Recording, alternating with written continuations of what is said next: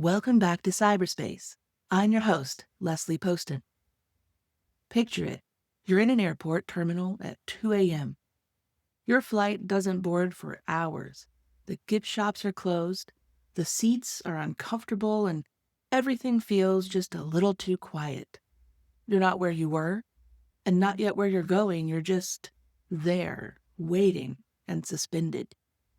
Or maybe you're sitting in your car at a red light that seems to last forever, watching other drivers stare blankly ahead, or walking through an abandoned shopping mall where echoing footsteps are the only sound breaking the silence of the empty storefronts. Maybe you're an asylum seeker or a refugee, stuck in a holding pattern with no place to settle in, and a place where you don't speak the language, trapped silently in the waiting game of red tape and bureaucratic stalling. This week, we're talking about liminal spaces. Those strange in-between zones, both physical and psychological, that feel like you're standing on the threshold of something else. They show up in airports, traffic, hospitals, on the subway, in dead malls, and even in your own mind. And they can mess with your sense of time, memory, emotion, and self in ways that are both fascinating and unsettling. Let's unpack why these in-between spaces feel so powerful and why understanding them might be more important than ever as we move through a time of declining systems and constant uncertainty and change. The term liminal comes from the Latin limen, meaning threshold. Anthropologist Arnold van Gennep coined it in 1909 to describe the middle phase of rites of passage, when someone leaves one identity behind but hasn't fully transitioned to the next. Think adolescence or grief, or waiting for a delayed diagnosis. It's the part where your sense of self is blurry and uncertain. Victor Turner took this further in 1969, suggesting that liminality breaks down social roles, allowing for what he called communitas, a temporary bond among people in the same transitional state. Think soldiers in basic training, or strangers stuck together in an airport during a storm. The rules shift, you're unmoored from normal expectations. But here's where it gets a little more psychologically interesting. Bjorn Thomason's research showed that liminality isn't just about ancient ritual. It's woven into the fabric of modern life. These transitional states occur during breakups, job changes, long commutes, pandemics, and countless other moments where we're betwixt and between. Environmental psychologist Marc Augé gave us another critical part of the concept of liminality: non-places. These are spaces designed for transit rather than dwelling. Places with no identity, no history, no meaningful social relations. Think highway rest stops, chain hotels, or those sterile medical waiting rooms. They facilitate movement but resist meaning-making, which creates a particular kind of psychological tension. Psychologically, liminality isn't just about physical spaces. It's a cognitive and emotional state. When we're in liminal situations, our brains struggle with the lack of clear boundaries, familiar cues, and predictable outcomes. This uncertainty can trigger everything from creative breakthroughs to existential anxiety, often within the same experience. Airports are the gold standard of liminal spaces. There's quite a bit of research backing up why they feel so psychologically intense. You arrive early, wait endlessly, get processed through security checkpoints, and lose all sense of normal time. Clocks are everywhere, but time feels meaningless. You're surrounded by people, but emotionally detached. The chairs are bolted to the floor, there's no privacy, no true comfort. Cognitive science tells us this disrupts chronesthesia, your brain's ability to mentally project itself backward and forward in time. Research shows us that when we lose temporal anchors like routines or meaningful spatial cues, our internal sense of time goes a little haywire. In an airport, that function becomes scrambled. You're nowhere temporally, and that does something profound to your mind.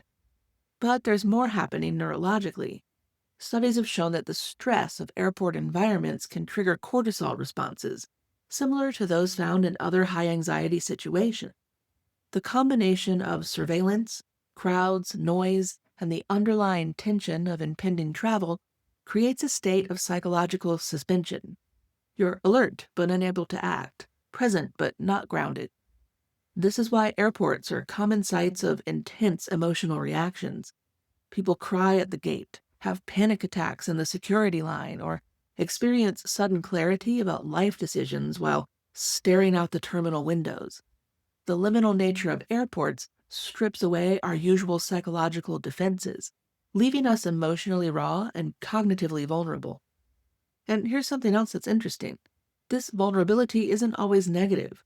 Many people report having profound insights, making important decisions, or feeling unusually open to connection while traveling. The liminal state can break down our normal psychological barriers, creating space for transformation. But it can also leave us feeling untethered and anxious. If airports are about movement, dead malls are about the ghost of movement, especially malls from the 80s and 90s America. Once vibrant social hubs, now decaying monuments to capitalism's promises. Photos of these empty structures circulate online and evoke a strange feeling that psychologists are just beginning to understand. You recognize the architecture immediately. The escalators frozen mid-flight, the pastel tiles, the artificial plants, the food court with its empty tables. But the people are gone. The music is silent, and it feels like stepping into a dream you forgot until this moment. Environmental psychology research tells us this taps into context-dependent memory. Our hippocampus stores memories in relation to our environment. Sight, sound, smells, spatial relationships. When we encounter an abandoned but familiar setting, our brain tries to retrieve emotional and social data from the past. But with the human activity stripped away, there's a profound mismatch. Researchers call this temporal dissonance. Your body is in the present, but your brain is reaching backward for emotional context that no longer exists. That cognitive tug of war creates what can be described as an intensely liminal experience, a memory without grounding, a feeling without clarity. Dead malls also represent something psychologically complex about American consumer culture. They were designed as artificial town squares, complete with benches, water features, and climate control. But unlike real town squares, they existed primarily to facilitate consumption, not connection. When that economic function disappeared, the social meaning collapsed as well, leaving behind what some culture critics call ruin porn, spaces that are beautiful in their decay but haunting in their emptiness. The popularity of dead mall photography and exploration speaks to our collective fascination with these failed utopias. They're liminal not just spatially, but temporally, representing a recent past that feels both familiar and impossibly distant. Let's zoom in to something more mundane but equally powerful: sitting at a red light, or worse, being stuck in bumper-to-bumper traffic.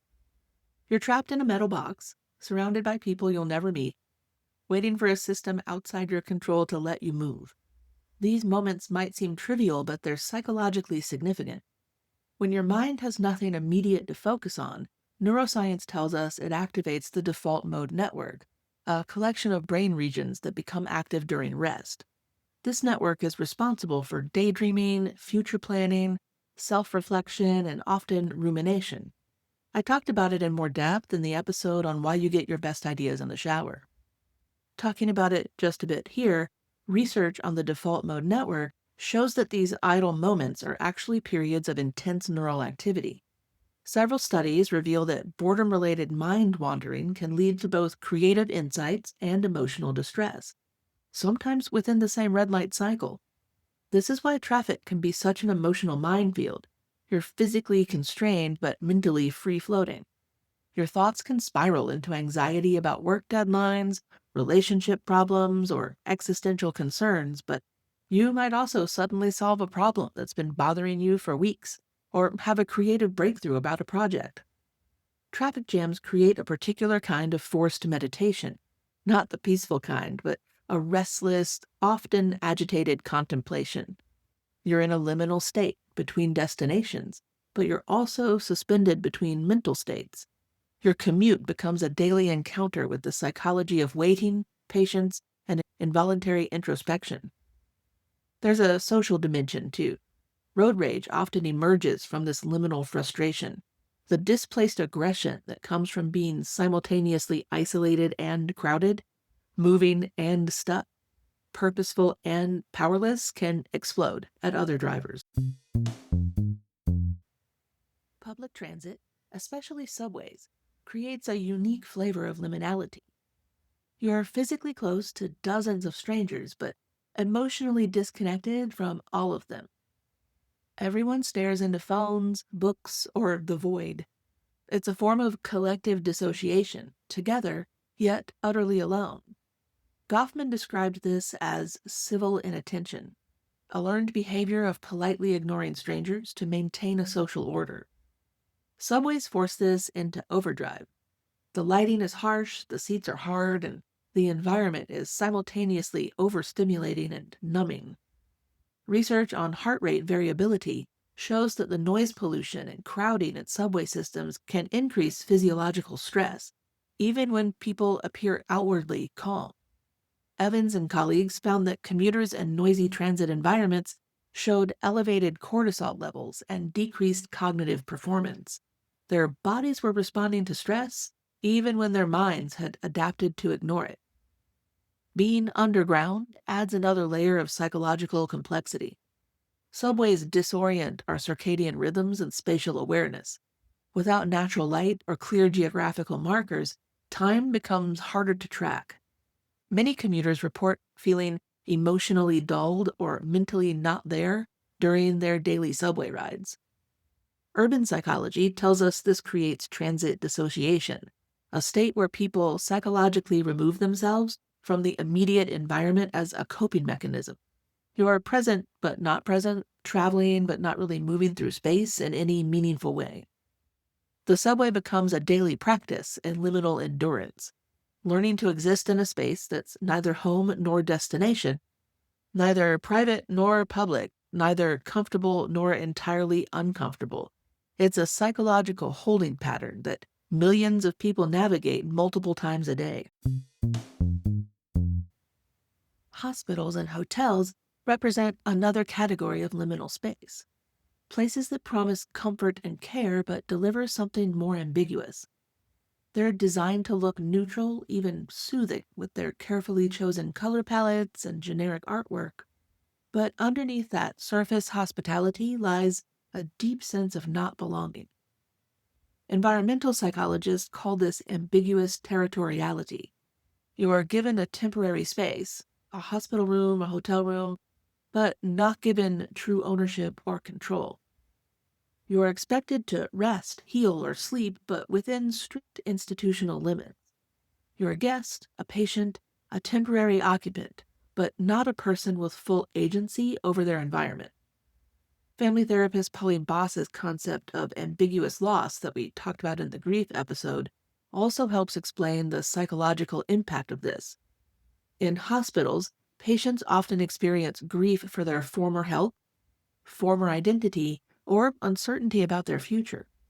In hotels, travelers might feel a subtler loss of routine, belonging, or emotional grounding. Research on hospital design shows us that environmental factors significantly impact healing and psychological well-being. Views of nature, natural light, and familiar design elements can reduce stress and improve recovery times, but many institutional spaces still prioritize efficiency over psychological comfort, creating environments that feel liminal by design. These spaces mess with our sense of self because they lack what environmental psychologists term symbolic permanence, the visual and spatial markers that help us understand who and where we are. The generic nature of institutional decor, the unfamiliar sounds and smells, the disrupted routines all contribute to this sense of psychological displacement. Now let's talk about a newer form of liminal space, our phones and the digital environments we inhabit. Doom scrolling, idle browsing, and the endless feed. These all represent a form of digital liminality that's increasingly dominating our psychological landscape. Psychologically, infinite scroll creates what can be called an eternal present. You're not fully engaged with meaningful content, but you're also not truly resting or reflecting. You're suspended in a state of passive consumption where time distorts and attention fractures. We've covered the psychological impact of doom scrolling in more depth in previous episodes, discussing both its benefits and drawbacks to our psyches. Studies show that heavy smartphone use can severely impair time perception, create persistent attention residue, and dull emotional awareness. People leave scrolling sessions feeling like no time has passed, or conversely, like hours disappeared without a trace. Either way, they're temporally disoriented.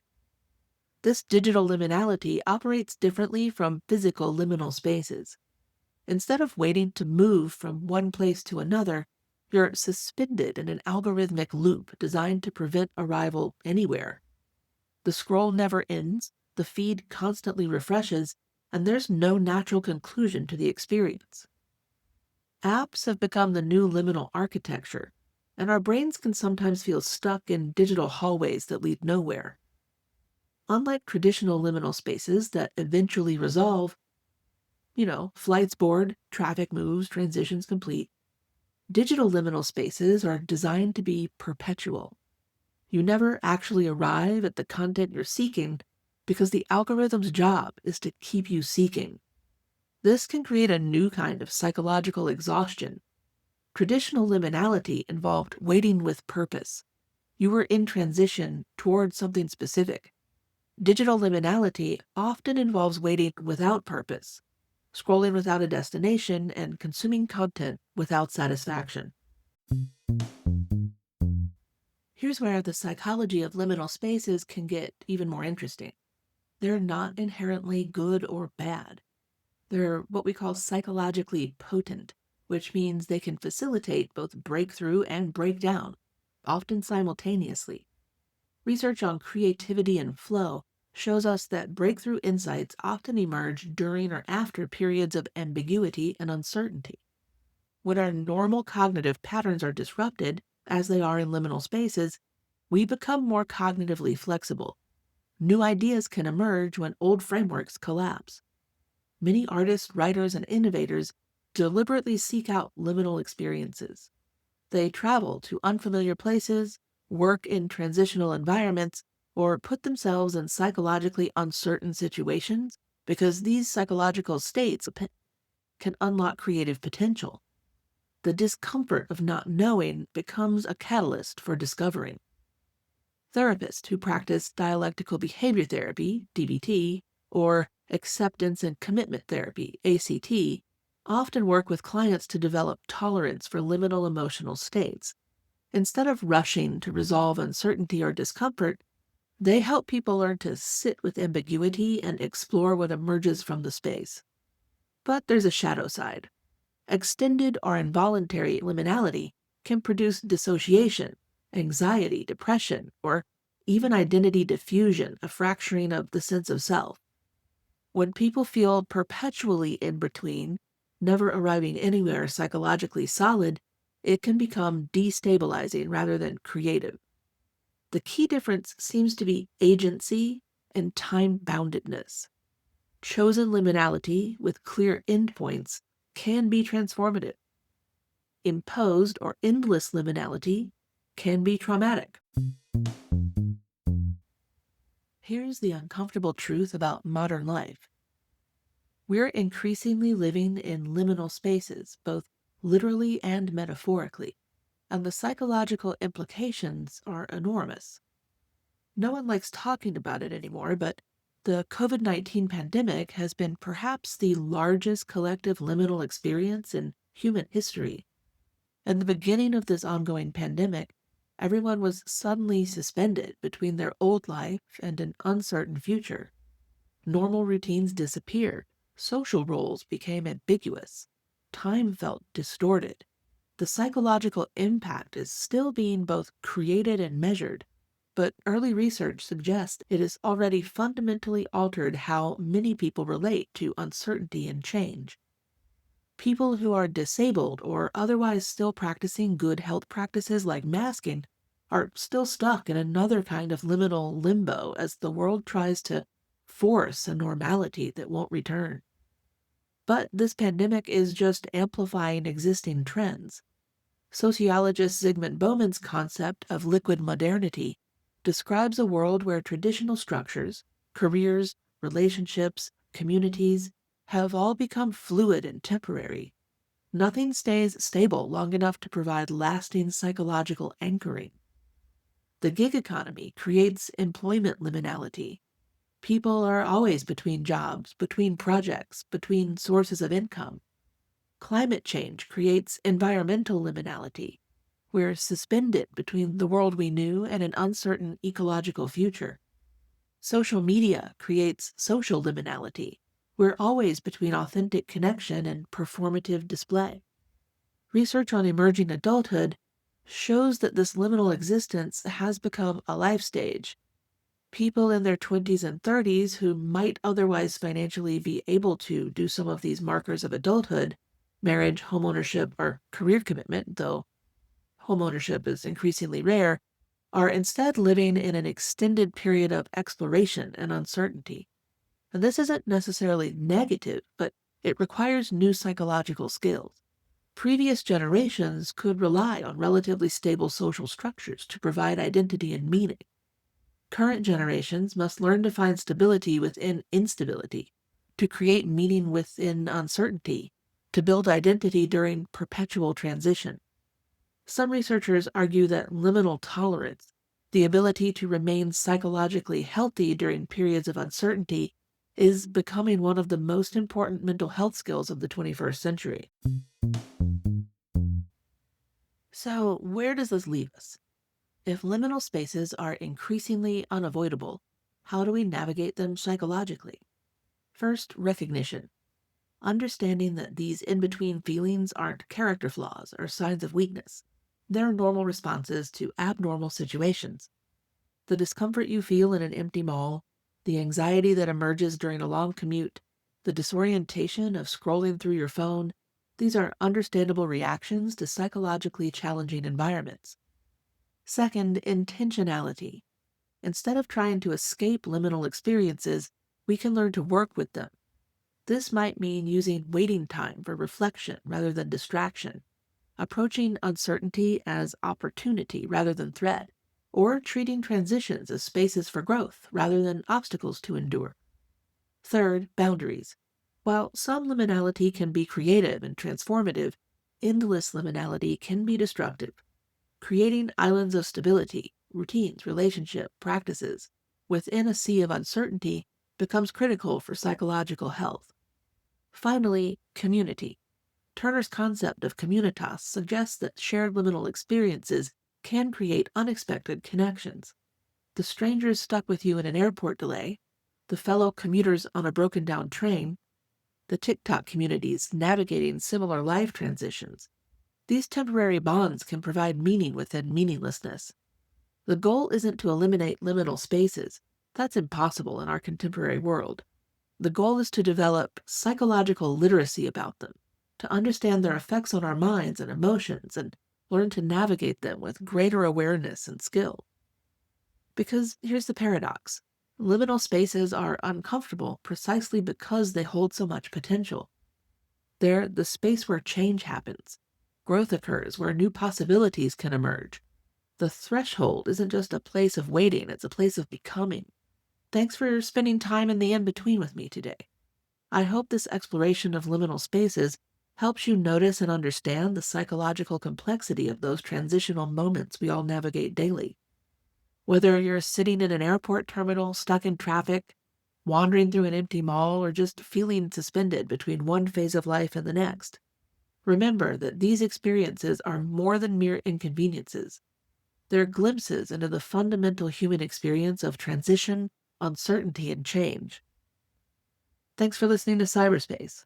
I'm your host, Leslie Poston, signing off and reminding you to stay curious about the spaces between, because that's where the most interesting psychology happens. And don't forget to subscribe so you never miss a week, and send this to a friend if you think they'd like it.